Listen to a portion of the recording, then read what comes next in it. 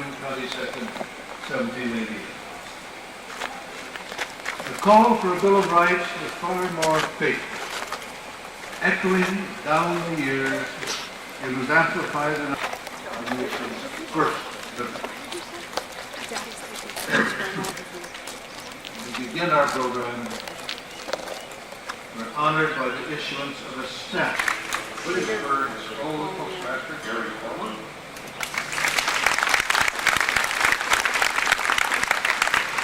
Tony Williamsburg Vice President Dennis Cool. Tuning up. Richmond General Manager Postmaster Joseph Klein III. Mayor. Senior Assistant Postmaster General. And a painstaking effort to create a national rule of law. Our Constitution, with its novel conception of self-government,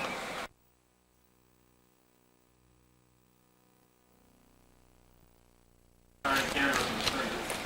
This is Mr. Young's very first stamp design.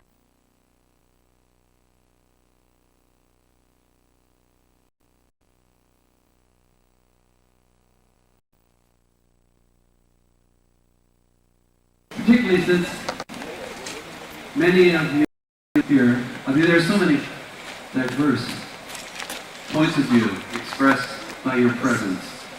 And it seems somehow symbolic that the three of us who also come from such different backgrounds should be able to hold a hand of spirit with you and celebrate the freedom to know and to see. Took a quick vote I lobbied for. It seems appropriate since it feels so much with the individual search for meaning in one's life.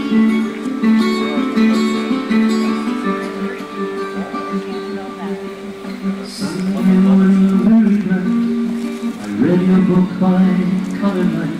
It came through the pretty window picture.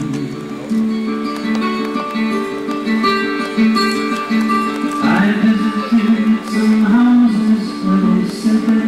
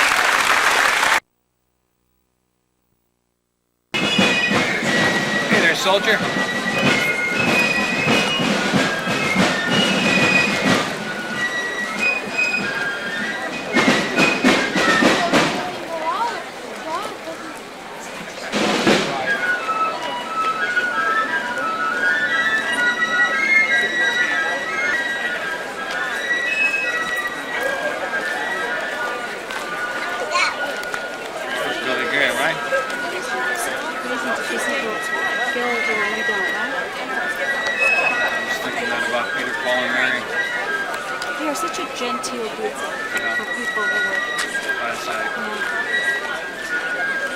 Publicized on the eve of our third century under the Bill of Rights.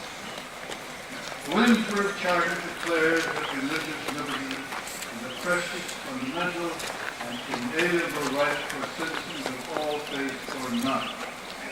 It is our nation's first liberty for logical and historical reasons, and it undergirds all other rights and freedoms secured by the Bill of Rights. No part of the Constitution is more distinctive. Few parts have been more decisive. Religious liberty.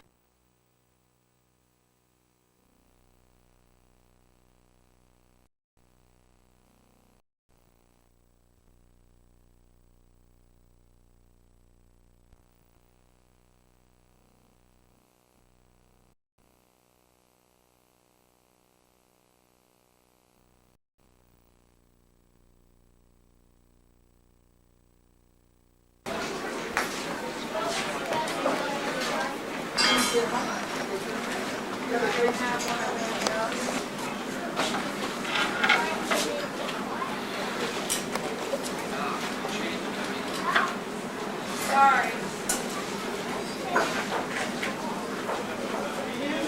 Our fourth man did the big sprint speed. Oh. I'd like to welcome everyone to the glass house here. What we're working on today are these footed pictures of colonial bottles like the ones I have right here. This is a three-man piece. It takes all three of our glass blowers to make this single piece. We're about halfway through the middle right now. The finisher in front of me is putting on the heavy glass footer, the base here at the bottom. She is rolling it out with a piece of water-soaked wood. After she forms the bottom, I'll put a small target mark in the bottom. This will allow us to attach a pontoon rod or a finishing rod to it. This is a long metal rod with a hot piece of glass on one end. The hot glass on the end of the rod is fused to the bottom of the pitcher. Do that right now. Then score the neck of the piece with a steel file and a little bit of water. Tap the blowpipe and the piece will snap right off. Well, right now the piece is narrow and fairly jagged. What we'll do is reheat it in a gas furnace.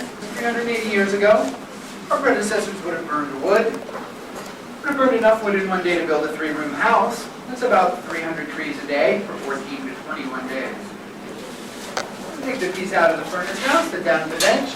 Using a long pair of metal pitchers, our jacks will flare the piece open.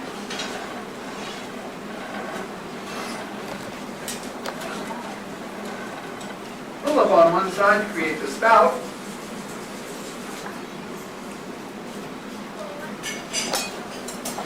In the meantime, we'll come over with a smaller gather of glass and drop this on the side to form the handle.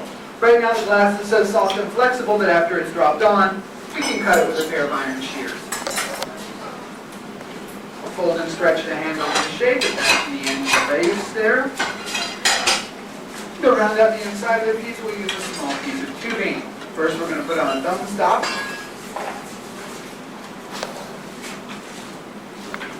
And round out the inside of the handle.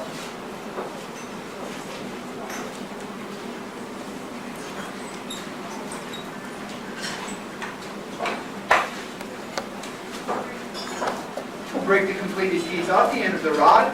We'll leave a jagged shard of glass on the bottom. This is called a pontoon mark. Traditionally, you would have chipped this away with a stone file or a steel file, then melt it down with an acetylene torch. Even though this piece is cooled a lot, it's still over 1,000 degrees. If we left it out here in the open air, after about 5 minutes it would shatter. To keep that from happening, we're going to put it in the long stone oven behind me. This is called a leer or an annealing furnace. Right now it's